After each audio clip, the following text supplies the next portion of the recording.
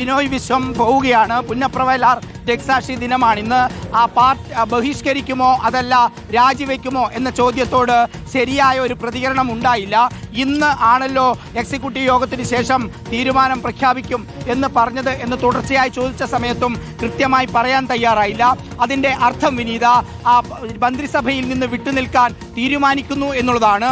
ഒരുപക്ഷെ അടുത്ത മന്ത്രിസഭാ യോഗത്തിന് മുമ്പ് തന്നെ ഒരു തീരുമാനം അല്ലെങ്കിൽ ഒരു ചർച്ച, ഒരു വിശദമായ ചർച്ച PM ശ്രീ പദ്ധതിയിൽ നിന്ന് പിന്നോട്ട് പോയിക്കൊണ്ടുള്ള ഒരു തീരുമാനം അത് ഉണ്ടാകുന്നു എന്നുള്ള ഒരു പ്രതീക്ഷ അതൊരുപക്ഷെ CPIക്ക് ഉണ്ടായി കാണണം. അതുകൊണ്ടായിരിക്കാം ഒരു പരസ്യമായ പ്രതികരണത്തിലേക്ക് മുഖ്യമന്ത്രിയും ബിനോയ് വിശ്വവും വീണ്ടും ചർച്ച നടത്തിയേക്കുമെന്നാണ് മനസ്സിലാക്കുന്നത്.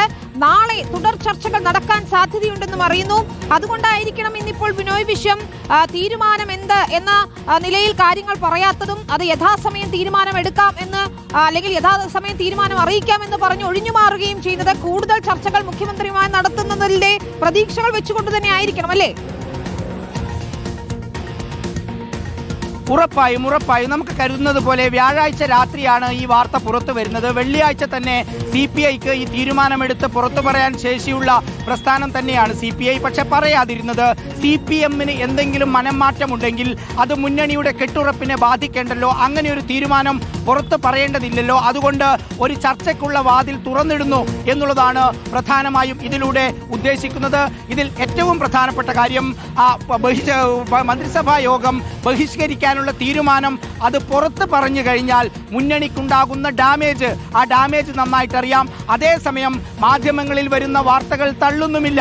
മാധ്യമങ്ങളിൽ വരുന്ന വാർത്തകൾ, അതായത് CPIയുടെ മന്ത്രിമാർ വിട്ടുനിൽക്കുമെന്ന് എല്ലാ മാധ്യമങ്ങളും വാർത്ത കൊടുക്കുന്നതിനിടയിലാണ് CPIയുടെ സംസ്ഥാന സെക്രട്ടറി യോഗം കഴിഞ്ഞ് പുറത്തേക്ക് ഇറങ്ങി വരുന്നത്. തുടർച്ചയായി നമ്മൾ ചോദ്യം ചോദിക്കുന്ന സമയത്തും എല്ലാ മാധ്യമങ്ങളിലും ഇന്ന് നടന്ന തീരുമാനം റിപ്പോർട്ട് ചെയ്യുകയാണ്.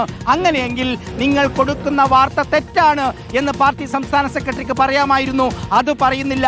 അതിന്റെ അർത്ഥം CPMനെ കൊണ്ട് PM ശ്രീയിൽ നിന്ന് പിന്മാറ്റാനുള്ള ഒരു വലിയ സമ്മർദ്ദം അത് CPI നേതാക്കളുടെ ഭാഗമായി ഉണ്ടാകുന്നു എന്നുള്ളത് തന്നെയാണ്. ഒരു നിമിഷം തുടരുക പ്രസാദ്, ഞാൻ റഹീസിലേക്ക് കൂടി ഒന്ന് പോകട്ടെ.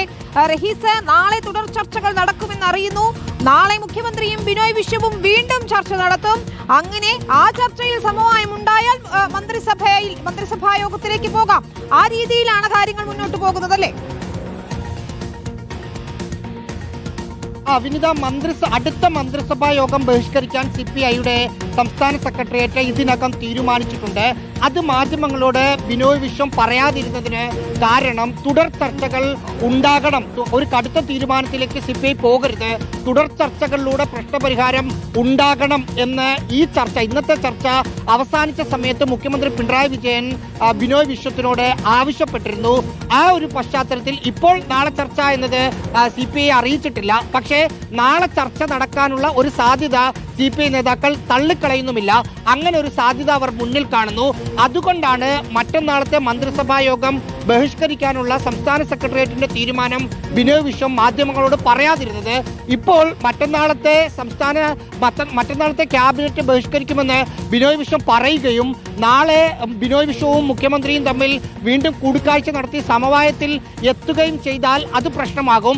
അത് മുന്നിൽ കണ്ടാണ് അടുത്ത മന്ത്രിസഭാ യോഗം ബഹിഷ്കരിക്കും എന്ന കാര്യം പറയാതിരുന്നത്. ഇപ്പോൾ ചേർന്ന CPIയുടെ സംസ്ഥാന സെക്രട്ടേറിയറ്റ് അടുത്ത മന്ത്രിസഭാ യോഗം ബഹിഷ്കരിക്കാൻ മാത്രമല്ല തീരുമാനിച്ചിരിക്കുന്നത്, PM ശ്രീ കരാറിൽ നിന്ന് ഒപ്പിട്ട തീരുമാനം എന്നാണോ പിൻവലിക്കുക അതുവരെയുള്ള മുഴുവൻ മന്ത്രിസഭാ യോഗങ്ങളും ബഹിഷ്കരിക്കാനുള്ള തീരുമാനമാണ് നിലവിൽ ചേർന്ന സംസ്ഥാന സെക്രട്ടേറിയറ്റ് എടുത്തിരിക്കുന്നത്. അത് പറയാതിരുന്നത് ഈ കാരണങ്ങൾ കൊണ്ടാണ്. 4-ാം തീയതി വരെ, ഇപ്പോൾ നാളെയും ചർച്ചയിൽ ഒരു സമവായമായില്ലെങ്കിൽ ഒരുപക്ഷെ മാധ്യമങ്ങളോട് മറ്റന്നാളത്തെ മന്ത്രിസഭാ യോഗം ബഹിഷ്കരിക്കുന്ന കാര്യം പറയും. അതിനുശേഷമുള്ള ബഹിഷ്കരണ കാര്യങ്ങൾ സംസ്ഥാന കൗൺസിലും എക്സിക്യൂട്ടീവും സെക്രട്ടേറിയറ്റും ചേർന്നിട്ടായിരിക്കും പ്രഖ്യാപിക്കുക. അതിനിടയിൽ CPIMന്റെ കോർട്ടിലേക്ക് പന്ത് കൊടുക്കുകയാണ്. ഞങ്ങൾ കടുത്ത തീരുമാനത്തിലേക്ക് പോകുമെന്ന സന്ദേശം നൽകിയതിനു ശേഷം അതിൽ പോകാതിരിക്കാൻ നിങ്ങൾക്ക് എന്തെങ്കിലും ചെയ്യണമെങ്കിൽ ചെയ്യാനുള്ള ഒരു ഡേറ്റാണ് 4-ാം തീയതി എന്ന ദിവസം. മറ്റന്നാളത്തെ മന്ത്രിസഭാ യോഗത്തിൽ പങ്കെടുക്കാതിരിക്കണമെങ്കിൽ നാളെ ഒരു ഒത്തുതീർപ്പ് ഫോർമുല ഉണ്ടാക്കണം എന്ന അന്ത്യശാസനമാണ് മറ്റൊരു രീതിയിൽ CPIMന് നൽകുന്നത്. തന്ത്രം തന്നെയാണ് വീറോടെ CPI പയറ്റുന്നത്.